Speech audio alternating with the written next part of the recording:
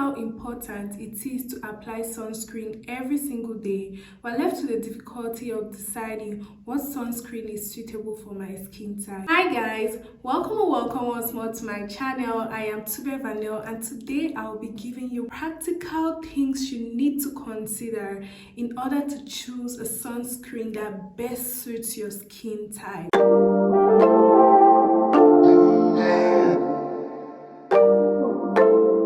So there are a few different types of sunscreens out there. We have three main categories. We have the chemical or the organic sunscreens, and these sunscreens contain carbon actives, and it's the bond between these carbons that help in the absorption of UV radiation. Then we have the mineral sunscreens, also known as the inorganic sunscreens, and these sunscreens contain metal oxides like zinc oxide, titanium dioxide, and these actives is what helps the sunscreen do what it's meant to do. Then we have a third category known as the hybrid sunscreens, which is a mixture of these two sunscreens. So it will contain organic actives like avobenzone or octisalate, and also contain inorganic actives like zinc oxide, titanium dioxide.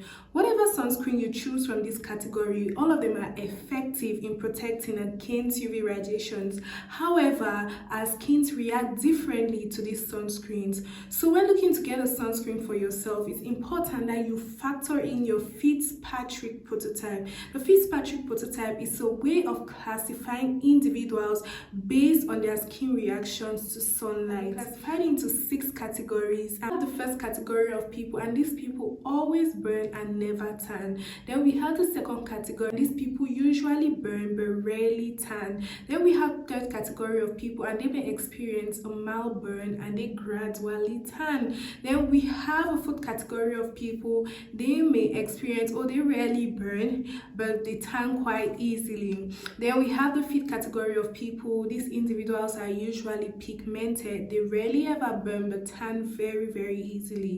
Then we have the sixth category of people, and these people never burn. They are highly pigmented and they tan very easily. So now that is out of the way, it's very important that you factor in your sun protection factor, commonly known as SPF. The sun protection factor gives us the degree to which the sunscreen protects against UVB radiations. Now, the sun emits different radiations like UV radiations and visible light, which can be detrimental for our skin health.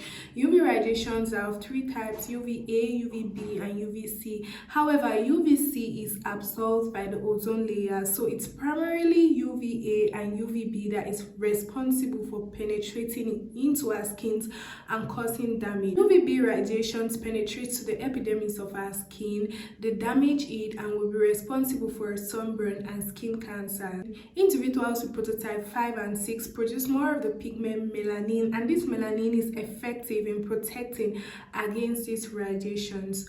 Contrary to prototype 1, 2, 3, and 4, in these individuals, the melanin pigment production is to a lower extent, and so these individuals will be more prone to these UVB radiations. So we'll notice that in these individuals, they will really experience a sunburn intensely, and individuals are more prone to skin cancers. So when looking to get an SPF, it's important that if you're of prototype 1, 2, 3, and 4, you look to get an SPF that protects to its maximum against this radiation. So you want to go for an SPF 50. If you really want to go low, try as much as possible to get an SPF of 30 plus and above. Yeah, but if your prototype is prototype 5 and 6, you can use an SPF 15. However, it's recommended that everyone gets to use an SPF of 30 plus and above. So now we're done with UVB radiations. Let's look at UVA. UVA radiations penetrate more deeply into the skin, and they penetrate into our skin and cause damage to our elastin. So this radiation is what is responsible for aging, and it's very unfortunate because no matter your prototype, you cannot protect against these radiations. However, studies have shown that prototype 5 and 6 individuals are more prone to these radiations. So if you're looking to protect against UVA radiations, you want to get a sunscreen that can protect against these UVA radiations. It's rather unfortunate that no tests have been carried out to know the degree at which a sunscreen protects against these UVA radiations. But if you're looking to protect against these radiations, you want to look for sunscreens with the name broad spectrum on it. So if you see a sunscreen with the name broad spectrum, then it probably protects against UVA and UVB radiations. And these sunscreens are pretty easy to find, mostly common. But if you have SPF in makeup products, these SPFs in makeup products are not broad spectrum. They're probably just protecting against UVB radiations. Let's move on to visible light. Visible light is a type of radiation that could also potentially cause damage to our skin. The visible light is a visible light that we see with our eyes, and this radiation penetrates even more deeply than UV radiations. This radiation is responsible for exacerbating disorders in skin pigmentation like melasma, post-inflammatory hyperpigmentation. You're looking to protect your skin against visible light. The sunscreen you're going to use has to be visible on the skin, and this is where the problem comes in, because most people do not appreciate the use of tinted sunscreens. However, tinted sunscreens or broad spectrum tinted sunscreens may contain zinc oxide, titanium dioxide, and may also contain pigments such as iron oxide, which helps to create a visible skin tone color that reflects visible light away from the skin. Tinted sunscreens can provide anyone with an instant glow while protecting against sunlight and artificial light, especially the blue light.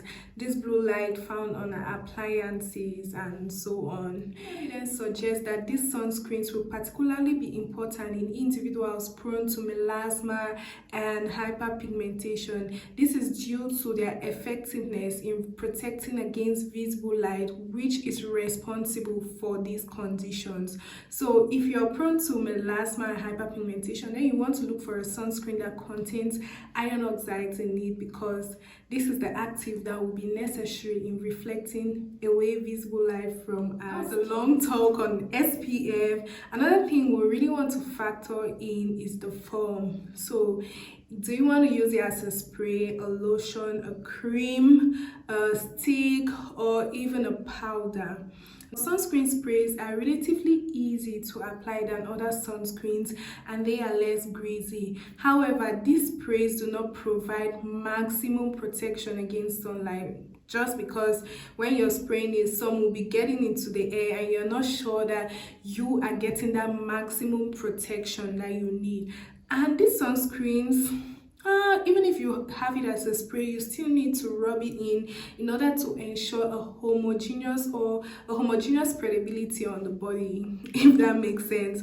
And these sunscreens too are not recommended in kids because it might get into their eyes. Creams in foam, creams, lotions, gels really provide that base for maximum sun protection. So if you're looking for convenience, then you want to stick with a spray. But if you're looking for that maximum sun protection, then you want to look for a cream, a lotion, or a gel. If you're an oily skin, you really don't want to be using greasy products on your skin. So you really want to go for a gel and really factor out the lotions and the cream, or you can still use a spray.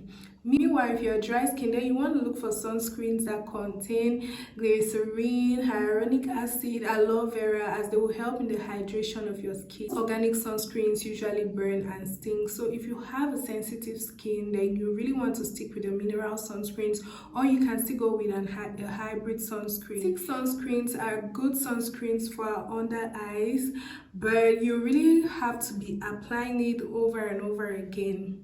If you're going to be in contact with water, or if you're going to be doing sports and you might sweat a lot, then you want to look for a waterproof sunscreen. oh.